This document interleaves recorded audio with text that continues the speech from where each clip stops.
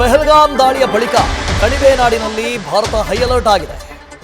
Kashmir LG Manoj Sinha ಅಧ್ಯಕ್ಷತೆಯಲ್ಲಿ ಸಭೆ ಕೂಡ ಆಗಿದೆ. ಪಾಕ್ ಉಗ್ರರ ಮೂಲವನ್ನ ಸಂಪೂರ್ಣ ನಾಶ ಮಾಡಬೇಕು ಅಂತ ಹೇಳಿದ್ದಾರೆ. ಉಗ್ರರಿಗೆ ಸಹಾಯ ಮಾಡುವವರ ವಿರುದ್ಧ ಕ್ರಮ ಕೈಗೊಳ್ಳಿ. ಉಗ್ರರಿಗೆ ಯಾರೆಲ್ಲ ಶಸ್ತ್ರಾಸ್ತ್ರವನ್ನು ಒದಗಿಸ್ತಾ ಇದ್ದಾರೋ ಅವರನ್ನ ಮಟ್ಟ ಹಾಕಬೇಕು. ಹಿರಿಯ ಅಧಿಕಾರಿಗಳಿಗೆ ಎಲ್ಜಿ ಮನೋಜ್ ಸಿನ್ಹಾ ಸೂಚನೆ ಕೊಟ್ಟಿದ್ದಾರೆ. ಜನರ ಭದ್ರತೆ ನಮ್ಮ ಆದ್ಯತೆ ಅಂತ ಸಭೆಯಲ್ಲಿ ಪ್ರಸ್ತಾಪ ಮಾಡಿದ್ದಾರೆ. ಒಂದು ಕಡೆ ಕೇಂದ್ರದ ಮಟ್ಟದಲ್ಲಿ ಸಭೆಗಳ ಮೇಲೆ ಸಭೆಗಳಾಗ್ತಾ ಇದೆ. ಪ್ರಧಾನಿ ನರೇಂದ್ರ ಮೋದಿ ಅವರು ಅನೇಕ ಸಭೆಗಳನ್ನು ಚೇರ್ ಮಾಡಿದ್ದಾರೆ. ಇದಾದ ನಂತರ ಕಾಶ್ಮೀರದಲ್ಲೂ ಕೂಡ ಹೈ ಅಲರ್ಟ್ ಆಗಿದ್ದಾರೆ. Manoj Sinha LG lieutenant governor ಇವರು ಕೂಡ ಸಭೆಗಳ ಮೇಲೆ ಸಭೆಯನ್ನು ಮಾಡಿದ್ದಾರೆ. ಮತ್ತೆ ಜಗದೀಶ್ ನಮ್ಮ ಜೊತೆ ಜಾಯ್ನ್ ಆಗ್ತಾ ಇದ್ದಾರೆ. ಜಗದೀಶ್, ಒಂದು ಕಡೆ ಪ್ರಧಾನಿ ನರೇಂದ್ರ ಮೋದಿ ಅವರು ಸಾಲು ಸಭೆಗಳನ್ನು ಮಾಡ್ತಾ ಇದ್ದಾರೆ. ಅದರ ಜೊತೆಗೆ ಕಾಶ್ಮೀರದಲ್ಲೂ ಕೂಡ ಎಲ್ಜಿಯಿಂದ ಸಾಲು ಸಭೆಗಳಾಗ್ತಾ ಇದ್ದಾವೆ. ಒಂದು ಸಭೆ ಕೂಡ ಆಗಿದೆ. ಈ ಸಭೆಯಲ್ಲಿ ಏನೆಲ್ಲ ನಿರ್ಣಯಗಳನ್ನು ತೆಗೆದುಕೊಳ್ಳಲಾಗಿದೆ ಅಂತ? ವಾಸು, ಮನೋಜ್ ಸಿನ್ಹಾ ಜಮ್ಮು ಕಾಶ್ಮೀರದ ಲೆಫ್ಟಿನೆಂಟ್ ಗವರ್ನರ್ ಇವರು ಏನಂತಂದ್ರೆ ಈಗಾಗಲೇ ನಿನ್ನೆ ತಡರಾತ್ರಿ ನಡೆದಿರ್ತಕ್ಕಂತಹ ಸಭೆಯಲ್ಲಿ ಬಹಳಷ್ಟು ಮಹತ್ವದ ನಿರ್ಧಾರಗಳನ್ನು ಕೈಗೊಂಡಿದ್ದಾರೆ. ಜಮ್ಮು ಕಾಶ್ಮೀರದ ಬಹಳಷ್ಟು ಭಾಗದಲ್ಲಿ ಈಗಾಗಲೇ ಟೆರರಿಸ್ಟ್ಗಳಿದ್ದಾರೆ. ಅದರಲ್ಲೂ ಪ್ರಮುಖವಾಗಿ ಈಗಾಗಲೇ ಇಂಟೆಲಿಜೆನ್ಸ್ ಬ್ಯೂರೋ ಕೊಟ್ಟಿರ್ತಕ್ಕಂತಹ ಮಾಹಿತಿ ಆಧಾರದ ಮೇಲೆ 55ರಿಂದ 60 ಟೆರರಿಸ್ಟ್ಗಳು ಇನ್ನೂ ಸಹಿತ ಜಮ್ಮು ಕಾಶ್ಮೀರದಲ್ಲಿ ನೆಲೆ ಊರಿದ್ದಾರೆ. ಅವರು ಏನಂತಂದ್ರೆ ಮತ್ತೆ ದಾಳಿ ಮಾಡುವಂತಹ ಸಾಧ್ಯತೆ ಇದೆ ಅನ್ನುವಂತಹ ಕಾರಣಕ್ಕಾಗಿ ಈಗಾಗಲೇ ಬಹಳಷ್ಟು 40ರಿಂದ 48 ಪ್ರದೇಶಗಳನ್ನು ಪೂರ್ತಿಯಾಗಿ ಪ್ರವಾಸಿ ತಾಣಗಳನ್ನು ಬಂದ್ ಮಾಡಲಾಗಿದೆ. ಅಂತಹ ಸ್ಥಳಗಳಿಗೆ ಯಾವುದೇ ಕಾರಣಕ್ಕೂ ಯಾರನ್ನು ಹೋಗೋದಕ್ಕೆ ಅವಕಾಶವನ್ನು ಕೊಡ್ತಾ ಇಲ್ಲ.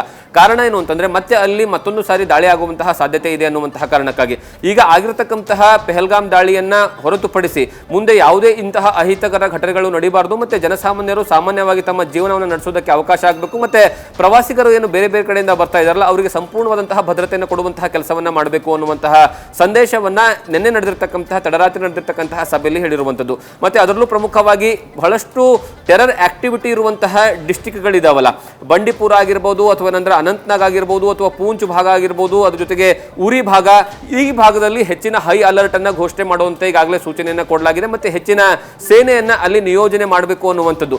ಮತ್ತೆ ಟೆರರಿಸ್ಟ್ ಆಕ್ಟಿವಿಟಿ ಇರುವಂತಹ ಪ್ರದೇಶಗಳು ಮತ್ತೆ ಬಹಳಷ್ಟು ಏನಂದ್ರೆ ಚರ್ಚೆ ಆಗ್ತಾ ಇರುವಂತಹ ವಿಚಾರ ಏನಂತಂದ್ರೆ ನಿನ್ನೆ NIA ತಂಡ ಇನ್ವೆಸ್ಟಿಗೇಷನ್ ಮಾಡುವಂತಹ ಸಂದರ್ಭದಲ್ಲಿ ಒಂದು ವಿಚಾರ ಹೊರಗೆ ಬರುತ್ತೆ. ಒಬ್ಬ ಸ್ಥಳೀಯ ವ್ಯಕ್ತಿ ಆ ಟೆರರಿಸ್ಟ್ಗಳಿಗೆ ಏನಂದ್ರೆ ಸಂಪೂರ್ಣವಾದಂತಹ ಸಹಕಾರ ಕೊಡುವಂತಹ ಕೆಲಸವನ್ನ ಮಾಡಿದ್ದಾನೆ. ಮತ್ತೆ ಅವರಿಗೆ ಮೆಸೇಜ್ ಅನ್ನು ಪಾಸ್ ಮಾಡುವಂತಹ ಕೆಲಸವನ್ನ ಮಾಡಿದ್ದಾನೆ.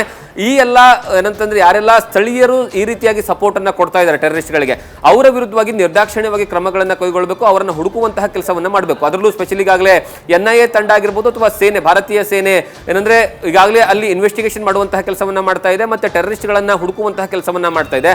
ಅದಕ್ಕೆ ಸ್ಥಳೀಯ ಪೊಲೀಸರು ಸಹಿತ ಏನಂದ್ರೆ ಕೈ ಜೋಡಿಸುವಂತಹ ಕೆಲಸವನ್ನ ಮಾಡಬೇಕು. ಒಂದು ಕಡೆಗೆ ಕಮಾಂಡರ್ ಅಂದ್ರೆ ಸೇನೆಯ ಕಡೆಯಿಂದ ಏನಂದ್ರೆ ಈಗಾಗಲೇ ಇನ್ವೆಸ್ಟಿಗೇಷನ್ ಆಗ್ತಾ ಇದೆ. ಮತ್ತೊಂದು ಕಡೆಗೆ ಪೊಲೀಸ್ ಜಮ್ಮು ಕಾಶ್ಮೀರದ ಪೊಲೀಸರು ಸಹಿತ ಪ್ರತ್ಯೇಕವಾಗಿ ಇದರ ಬಗ್ಗೆ ಏನಂತಂದ್ರೆ ಗಮನವನ್ನು ಹರಿಸಬೇಕು ಅನ್ನುವಂತಹ ವಿಚಾರವನ್ನ ಹೇಳಿದ್ದಾರೆ. ಮತ್ತೆ ಅದರ ಜೊತೆಗೆ ಭದ್ರತಾ ದೃಷ್ಟಿಯಿಂದ ಎಲ್ಲಿ ಹೆಚ್ಚಿನ ಭದ್ರತೆಯನ್ನು ಕೊಡಬೇಕು ಅನ್ನುವಂತಹ ಇದೆಯಲ್ಲ ಅಂತಹ ಜಾಗಗಳಲ್ಲಿ ಹೆಚ್ಚಿನ ಪೊಲೀಸರನ್ನ ನಿಯೋಜನೆ ಮಾಡಬೇಕು. ಮತ್ತೆ ಅದರ ಜೊತೆಗೆ ಕೇಂದ್ರದ ಸಂಸ್ಥೆಗಳ ಜೊತೆಗೆ ನಿಕಟವಾಗಿ ಏನಂತಂದ್ರೆ ಸಂಪರ್ಕದಲ್ಲಿರಬೇಕು.